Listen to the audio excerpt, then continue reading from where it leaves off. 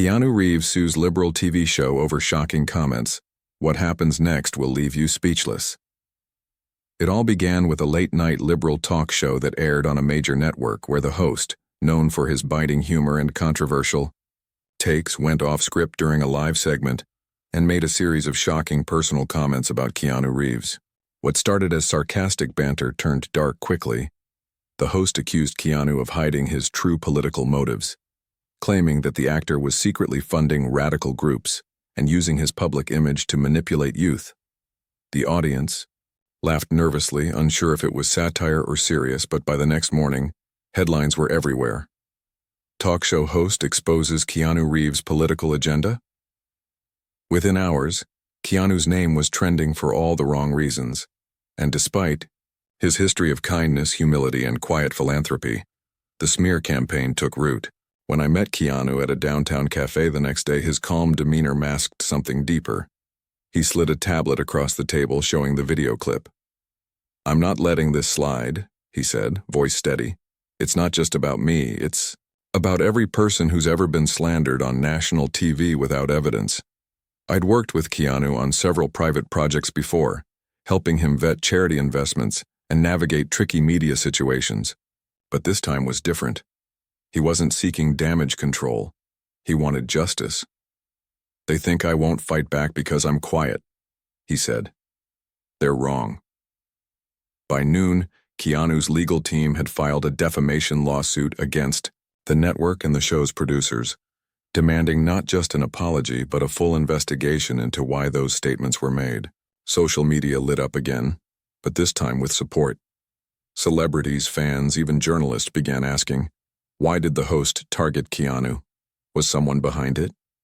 And what was the real reason for such a bold attack?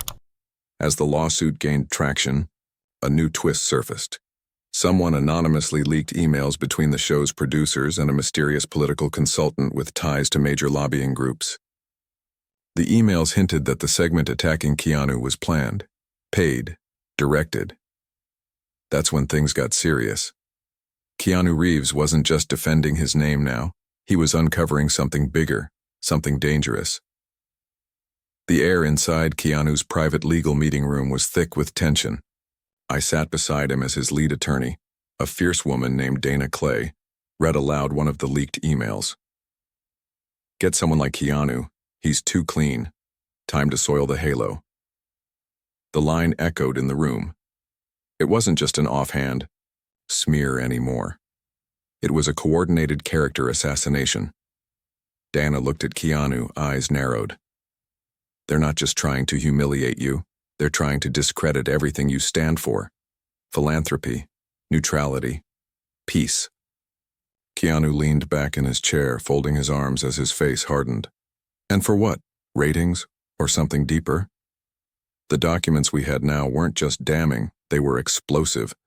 A well-known media consulting firm with political ties had been actively working behind the scenes with the network, planning segments to shape public opinion against certain figures who didn't fall in line. Keanu, with his massive influence and refusal to publicly support any political narrative, had become a target. That same afternoon, we held a quiet press briefing. No fanfare, no drama, just facts. Keanu sat calmly and read a short statement. "I've always believed in kindness, not conflict. But I won't stand by while lies are sold as truth. This is bigger than me. It's about the media's power to destroy reputations in seconds." The next day, that clip went viral. Millions of views, thousands of supporters, even rival actors, some who'd never spoken publicly about media bias, posted in his favor. Then something happened no one saw coming. A former staffer from the very talk show that smeared Keanu came forward. Her name was Valerie Singh, and she had receipts. She uploaded a private recording of a production meeting where the host laughed as he rehearsed lines meant to defame Keanu. "Let's see if the monk can fight back," he joked. Valerie's voice cracked in the video. "I quit the next day, I couldn't be part of it." The network scrambled. Sponsors began pulling out. The host made a shaky apology on air, but it was too late. People weren't buying it anymore. Keanu had unleashed something that couldn't be controlled. But as we celebrated the small victories, Keanu wasn't focused on the show or the host anymore. "There's someone else behind this," he told me. "Someone bigger, and I think I already know who." His eyes were distant, locked on something I couldn't see yet. "I want you to go through every connection that consultant has, every client, every pattern." What we were starting to uncover wasn't just a smear campaign. It looked like an organized effort to silence certain public figures. And Keanu Reeves was just the beginning.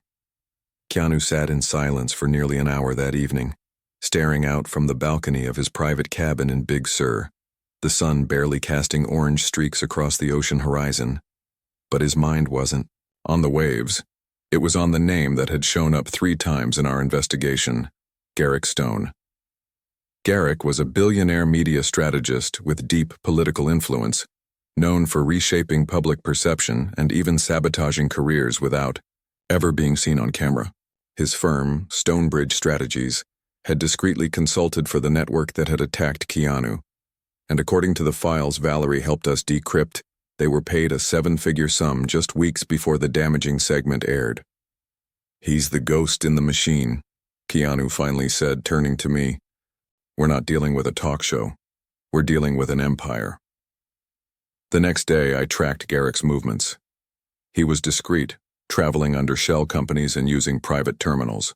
But we found him, ironically, at a secret fundraiser for media integrity. I flew there with Keanu, blending into the suited crowd. Garrick took the stage and began to speak about truth in journalism and the need to protect freedom of speech from influencer culture. It was surreal. This man, the architect of misinformation, lecturing about honesty. But Keanu didn't interrupt him. He waited until the Q&A.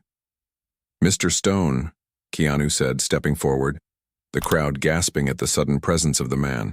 They'd just seen humiliated on national TV. "If you believe in integrity, why did your company accept payment to orchestrate a character assassination campaign against me?" A wave of murmurs surged through the ballroom. Garrick froze just for a second, then he laughed coldly. "Mr. Reeves, this is a free country. If someone wants an image campaign, we deliver it. That's business, not sabotage."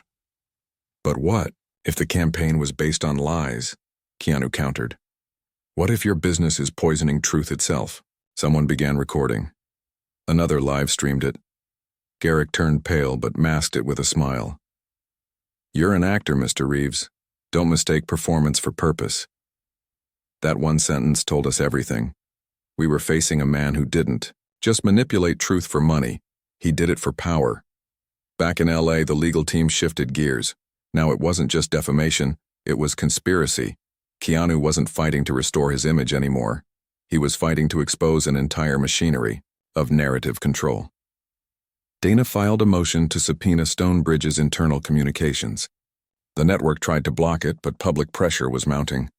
Protesters stood outside their headquarters. More whistleblowers came forward.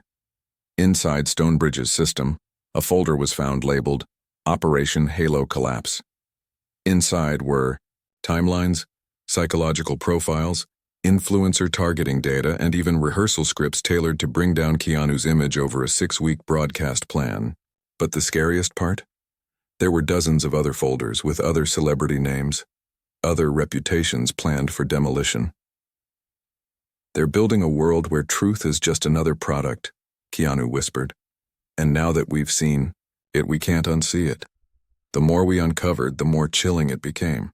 The folder titled Operation Halo Collapse was just the beginning.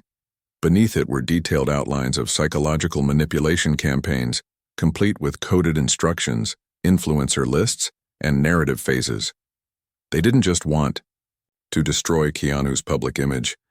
They wanted to make it look like his own fans had turned against him. Everything had been engineered. The selective clips, the out-of-context audio, the fake witnesses, even the sudden flood of anonymous insiders appearing on podcasts and online forums. It was a full-scale character assassination plan, tested before on smaller celebrities, now deployed on Keanu as their boldest project yet. And worse, dozens of similar campaigns were ready for launch. Keanu stared at the files in silence for a long time, then finally said, It's not just about me. They're designing reality for everyone. That night, we brought Dana, Valerie, and 3 independent journalists into a secret meeting in my studio apartment. We went over every detail, every digital footprint, every payment trail we could verify. Valerie had managed to trace a secondary server that Stonebridge used for discreet messaging, where dozens of media professionals and influencers received daily bullet points, catchphrases, and memes to shape their content around coordinated narratives. This isn't opinion, Valerie said. It's a script, and most of them don't even know they're part of it. Dana took it further. She reached out to an anonymous source, someone deep inside one of the network's affiliate studios. What we got back changed everything. A confession video. It was a junior producer, face blurred, voice disguised, but the truth was unmistakable. They admitted that Keanu's name had been placed on a list weeks in advance. They needed to neutralize him, the source said. He was becoming too beloved, too pure in the public eye. He was outside the system. That sentence broke something in Keanu. He looked away and whispered, "So they can't control love, so they try to kill it." But even with this evidence, the legal path was dangerous. Stonebridge and its clients had layers of legal shields, and the court of public opinion was still divided. One side thought Keanu had become unstable. The other was beginning to suspect something far deeper. We needed something undeniable. That's when Valerie made her boldest move yet. She hacked into the schedule of an upcoming panel where Garrick Stone was set to speak again, this time at a major media summit with executives, celebrities, and journalists from around the country. If he's going to sell his version of the truth, Valerie said, then let's show the world what truth really looks like. Keanu agreed, but he didn't want a confrontation. He wanted to expose the system without becoming a monster in the process. So he crafted a plan that would force Stone to reveal himself, not by attacking him, but by letting his own arrogance lead him into the trap. And as the summit approached, Keanu recorded a quiet, powerful video, a single shot of him looking into the camera. "I have nothing to sell you," he said, "but I think you deserve to know what's being sold to you." The video ended with a simple sentence, "Watch closely." We uploaded it 1 hour before the summit began, and within minutes, everything started to unravel. The video spread like wildfire. Within the first hour, it had reached 5 million views, 10 by the second. Keanu's calm but piercing words struck a chord with people across the world. It wasn't just about him anymore. It was about manipulation, media control, and the silent war over truth. Hashtags like "Watch closely" and "The Stand with Keanu" began trending globally. Stonebridge PR tried to run damage control, pushing out last-minute interviews with their usual influencers. But people had started connecting dots. They recognized phrases repeated word for word across multiple channels. "Maybe he's not who you think he is" became a red flag rather than a warning. By the time Garrick Stone took the stage at the summit, something had shifted in the air. The crowd wasn't cheering the way they used to. There was tension, hesitation. Keanu, in disguise, sat in the back of the room beside me and Valerie. Dana was backstage with a journalist ready to live-stream what we were about to do. Garrick began speaking confidently, calling out the dangers of celebrity cults and how emotional manipulation could lead the public astray. That's when Keanu stood up from the back and slowly began walking toward the stage. The entire room turned to look. Phones came out. Whispers turned into a buzz. Stone froze. "Keanu Reeves?" he muttered. This isn't..." Keanu didn't say a word at first. He climbed the stage, looked Garrick in the eye, and then turned to the crowd. "Do you want to see something?" he asked, pulling a USB drive from his pocket. Valerie triggered the live feed. On the giant screen behind them, the confession video played, followed by damning files, internal emails, and a complete map of the narrative manipulation campaign that Stonebridge had executed. A few gasps, then someone shouted, "Is this real?" Keanu nodded slowly. "You've been lied to. Not just about me. About everything." Garrick tried to grab the mic but was met with boos. One journalist began shouting questions. "Who funds this? How many others?" and the room exploded in noise. Security rushed toward the stage, but Keanu calmly walked off, disappearing into the crowd with me and Valerie before they could stop us. Outside, the streets were packed. Protesters had gathered, some holding signs saying, "Let truth speak," and Keanu opened our eyes. Across the world, major outlets couldn't ignore the story anymore. Whistleblowers came forward. Lawsuits were filed. Investors started pulling out from Stonebridge PR. The empire was cracking, and Keanu had done it not with rage or revenge, but with truth and presence. Still, the battle wasn't over. Garrick Stone was furious and more dangerous than ever. He went into hiding, but we knew he was preparing a counterstrike. "They won't stop," Dana warned us. "They'll pivot, rebrand, come back with a new face." Keanu looked at us and said, "Then we won't stop either. But next time, we're not playing defense." That night, Keanu made one final request. "I don't want this to be about me," he said. "There are others out there who don't have a voice. Let's make sure they get heard." Weeks passed, and the ripple effects of Keanu's truth bomb were felt around the world. Stonebridge PR's clients began backing out one by one. A-list celebrities, politicians, and media personalities quietly scrubbed old endorsements. Whistleblowers flooded news stations with insider stories, scripts for interviews, paid segments disguised as news, fake social media posts designed to bury or boost topics. It was all real, and now it was unraveling. Keanu, Valerie, Dana, and I had gone underground again, not because we were hiding, but because we were building something new. With the help of a few trusted friends in tech and journalism, we launched a platform called Clarity. It wasn't flashy, and it didn't scream revolution.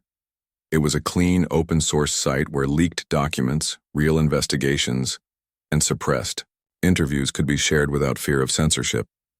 Keanu didn't want his name tied to it, but his fingerprints were all over the heart of it. "People are tired of being told what to think," he said. "We're not here to tell them. We're here to give them back their lens." Meanwhile, Garrick Stone was nowhere to be seen. No statements, no appearances. Rumors circled that he'd fled the country, or worse, had gone rogue and was preparing something darker. Dana picked up chatter from encrypted forums, talks about resetting the board, whispers about a new AI system called EchoStream that Stonebridge had quietly been developing before the fallout. According to a former employee, EchoStream wasn't just about PR.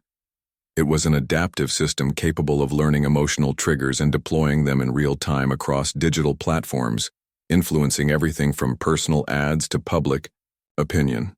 If released, it could rewrite the rules of manipulation itself. Valerie stared at the screen where the leaked EchoStream code scrolled in front of us. "If this goes live," she whispered, "the truth won't just be hidden, it'll be overwritten." Keanu's face hardened. "Then we can't wait. We have to take it down before it launches."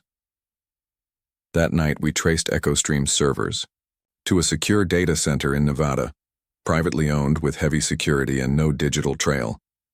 Keanu didn't hesitate. "We're going there," he said. "We end this where it started." I remember the drive. Desert highways, endless stars, and the weight of what we were about to do pressing into our chests like sandbags. It wasn't about revenge, it wasn't even about redemption. It was about stopping something that could erase the very idea of free thought. As we pulled up near the facility, hidden in the shadows of the cliffs, Dana showed us the layout. "We have one shot," she said. "Once we trip the internal access, we'll have about 6 minutes before they lock it down. After that, it's digital lockdown, and if EchoStream activates, it's game over."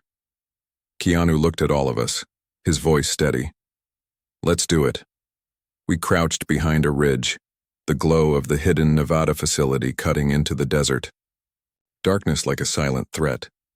Dana had mapped the guard rotations perfectly. Valerie carried a device that could overload the surveillance grid for exactly 3 minutes. Keanu, dressed in all black, carried nothing but resolve. I had the job no one wanted, getting into the server room itself and uploading the virus that would destroy EchoStream's core. As the power flickered for a moment, Valerie's signal, Keanu, signaled, and we moved like shadows. We bypassed the front entry and slipped through a side duct Dana had hacked open from her tablet. The cold air was thick with tension. Inside sterile halls stretched endlessly, humming with the low buzz of machines thinking faster than any human could. The deeper we went, the clearer it became. This wasn't just a data farm. It was alive with manipulation. Massive screens showed real-time emotional analytics, colors flickering with people's fears, biases, and reactions pulled straight from social media and news feeds. Keanu stopped briefly at a screen displaying his own face. Below it, metrics of public sentiment. The number changed every second, manipulated by unseen hands. He stared for a second, then turned. "No one should have this power," he said, softly. "Not even me." We reached the mainframe. The server room doors were sealed with biometric locks, but Dana had come prepared. She pulled out a device, clipped it into the control panel, and within seconds, the door hissed open. Inside, rows of servers blinked like a city of silent watchers. I moved quickly, plugging in the flash drive containing our kill code. Valerie whispered updates in my ear. 2 minutes until backup systems activate. Hurry. My fingers flew across the keyboard, bypassing Echo Stream's failsafes. That's when the room's lights dimmed and a voice echoed through the chamber. "Impressive," said Garrick Stone, his voice cold and digitized, but always predictable. Keanu stepped forward, eyes locked on a camera above us. "Garrick, it's over." Garrick chuckled. "Is it? You think destroying this one facility ends the system? You think I didn't anticipate this? Echo Stream lives in the cloud. This was just its cradle." I froze. "It's decentralized?" "Exactly," Garrick replied. "You can shut this down, but you'll only delay what's already been born." Valerie shouted, "Upload the virus anyway. We can cripple its growth." I hit enter. For a moment, nothing happened. Then the servers roared, lights flickered, and one by one, screens turned black. Sparks burst from the machines. Heat surged through the floor. Dana screamed, "We've triggered a purge protocol." Suddenly, automated defenses sprang to life. Steel shutters dropped, alarms blared. We had 90 seconds to get out before the whole building locked down or exploded. We weren't sure which. Keanu grabbed my arm, yanking me toward the exit. We sprinted back the way we came, diving under closing doors and vaulting through corridors that shook with pressure blasts. Just as we reached the final hall, a shutter slammed down in front of us. We were trapped. Garrick's voice echoed again. "Goodbye, Mr. Reeves." Keanu turned to me. "We're not done yet." As the steel shutter blocked our only exit and alarms blared around us, Keanu didn't waste a second. He turned to the control panel beside the door and, with the speed of instinct, ripped off the cover to reveal the tangled wires beneath. Dana's voice came through our earpieces, panicked but focused. "I'm rerouting power. Buy me 60 seconds and I'll force the override." But we didn't have 60. The heat inside the facility surged like a pressure cooker, the shutdown virus triggering failsafes that were now working against us. Valerie shouted through the comms, "Security drones are on the move. Keanu, you've got incoming from the west corridor." I turned just in time to see a swarm of four-legged machines scuttling toward us, red eyes gleaming, hissing as they locked onto our heat signatures. Keanu yanked a pipe off the wall and smashed the first one into pieces as it leapt. I grabbed a broken panel and used it as a shield as the others charged. It wasn't a fight. It was a slaughter. Sparks flew. Keanu moved with precision, each strike driven by purpose and fury. "I'm done watching people suffer," he growled, ripping a drone off the ceiling and crushing it beneath his boot. Dana's voice returned. "Door unlocking now." The shutter hissed and began to rise, only halfway before it jammed. "Go!" Keanu yelled, sliding under it and pulling me with him. Valerie was waiting with a stolen facility truck engine revving. We leapt in as the building behind us exploded in a wave of fire and data, EchoStream's central servers melting into useless rubble. But we didn't celebrate.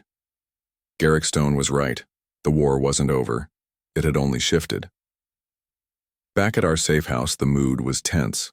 Dana had managed to extract partial code fragments from EchoStream's system, enough to understand its scale. It's in everything, she whispered. Smart homes, traffic lights, ad networks, even medical records. Garrick turned the world into a silent feedback loop, shaping behavior, influencing elections, and deciding who gets hired, who gets jailed, who gets erased. Valerie added, and now he knows we're coming.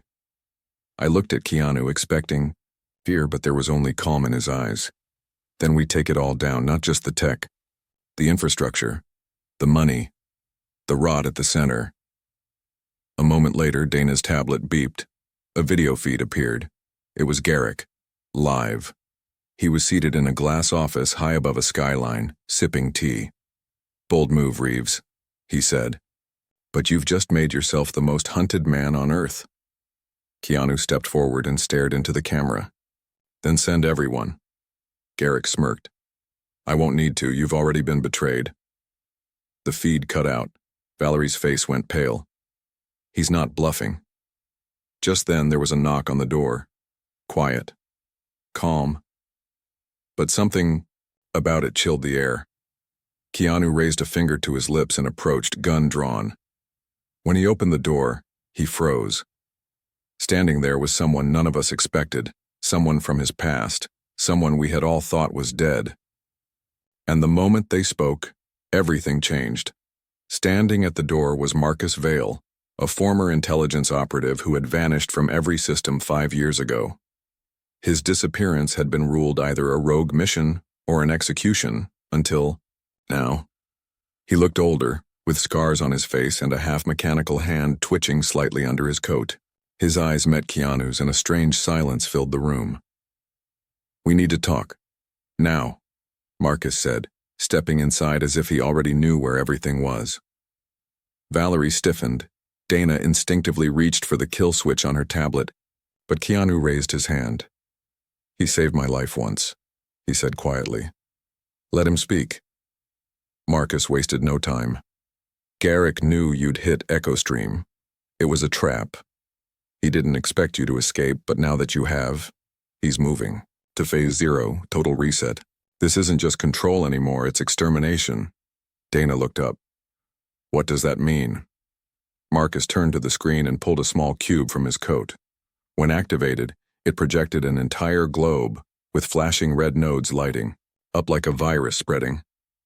These are the dormant units, he explained. Modified satellite triggers planted across the grid. When activated, they'll erase every piece of unapproved digital identity. Bank accounts, IDs, social profiles. Millions of people will become ghosts. I felt a chill run through me. Valerie muttered, That's mass erasure. Digital extinction. Marcus nodded grimly. Exactly. And the first city he'll test it on is Los Angeles. You've got 48 hours. Keanu didn't blink. Where's the trigger? Marcus hesitated. The real one? No one knows. But I've traced a decoy transmitter beneath the old Wilshire rail station. It's heavily fortified and it's not the end game, but it will lead us to it. Keanu turned to us. We hit it at dawn. The next morning, we descended through forgotten subway tunnels, crawling past tripwire, drones, and sensor lights. The deeper we went, the older everything felt. Decades of dust, forgotten tech, and echoes of what once was. When we reached the core chamber, I froze. Suspended in the center was a cylindrical device glowing with pulsing light. But guarding, it were not drones, they were people, controlled, wired into neural headsets, eyes glazed but bodies trained to kill. Garrick's final twist, using the homeless, the forgotten, the expendable, turned into living weapons. He's erased their minds, Dana whispered, horror in her voice. They're no longer in there. Keanu stared at them with pain in his eyes. Then we fight to free them, not kill them. What followed was not war. It was a dance of precision and mercy. Disabling, not destroying. Using non-lethal tech, targeting neural jacks, risking everything to preserve life.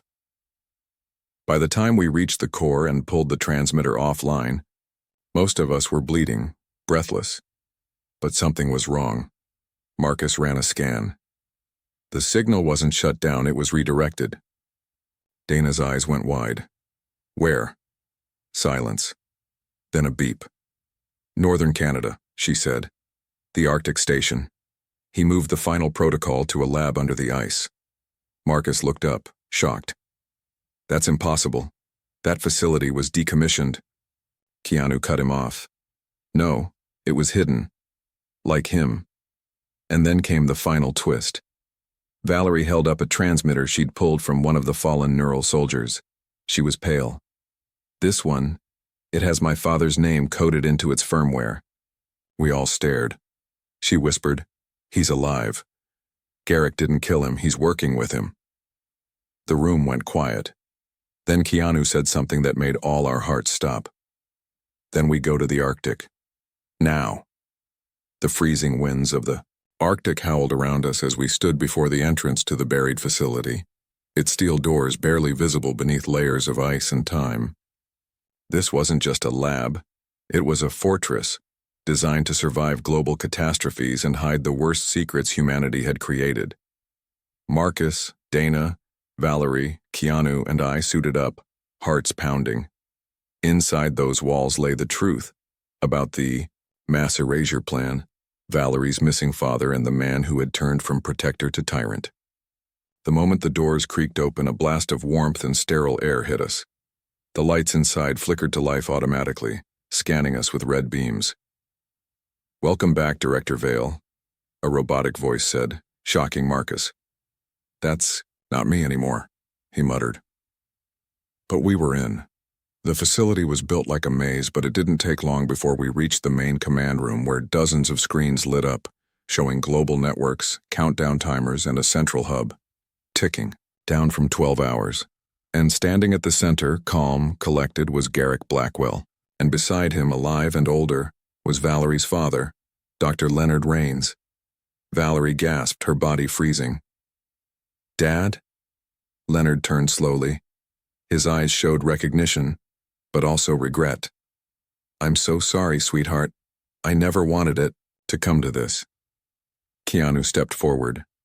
"You faked your death. You built this plan. You helped Garrick." Leonard's voice cracked. "I did it to stop something worse. You don't understand, this world is beyond saving. The digital world is poisoned. What we built can no longer be controlled.